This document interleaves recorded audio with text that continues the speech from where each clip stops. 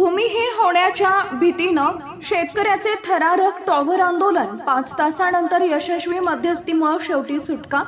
बुलढाणा प्रतिनिधी सय्यद इरफान।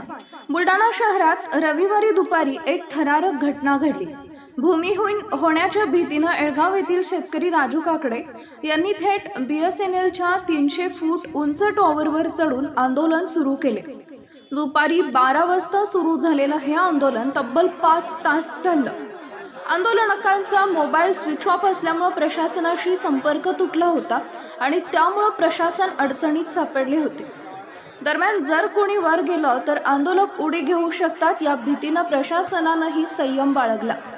या कठीण परिस्थितीत ॲडव्होकेट सतीशचंद्र रोठे पाटील यांनी पुढाकार घेत आंदोलक आणि प्रशासनामध्ये यशस्वी मध्यस्थी केली।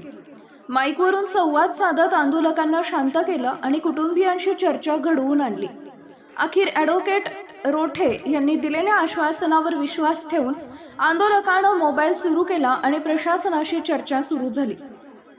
संध्याकाळी 5 वाजता 5 तासांच्या थरारानंतर शेतकरी राजू काकडे खाली उतरले आणि अखेर प्रशासन तसेच बुलढाणेकरांनी सुटकेचा श्वास घेतला।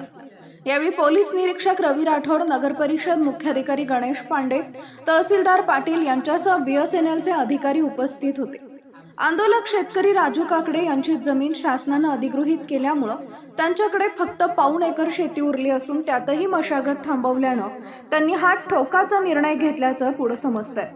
ॲडव्होकेट सतीशचंद्र रोठे यांनी पुढेही या शेतकऱ्यांच्या न्यायदानाची जबाबदारी उचलणार असल्याचं जाहीर केलं।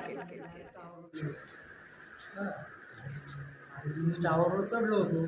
माझी मागणी अशी आहे की ते लोक आले नगरपालिकेचे, तुमच्या वावरात गड्डे खड्डे उद्या आम्ही येतो गड्डे करतो। आमच्या त्या वावरात आम्ही ना माळवं लावायला, काही शिकू, काही पालक, काही भात, काही दोडके लावले थोडेफार।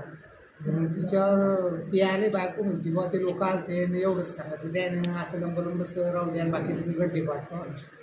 म्हटलं बरं भाऊ, मी तसा घरी आलो। दुसरा विचार काही सुचला नाही बा, डायरेक्ट आलो बुलढाण्याला आलो तरी डायरेक्ट टावरवर चढून वर जाऊन बसून। तुमची काय मागणी शासनाला? मी मागणी अशी की बा आमची जमीन आम्हाला आता आम्ही 13 एकर तर दिली का नाही, बाकीचे आम्हाला खाऊ द्या बा पोटाम पोट। बाकी किती आहे? बाकी 65 मध्ये 13 गेलं तर बघतो।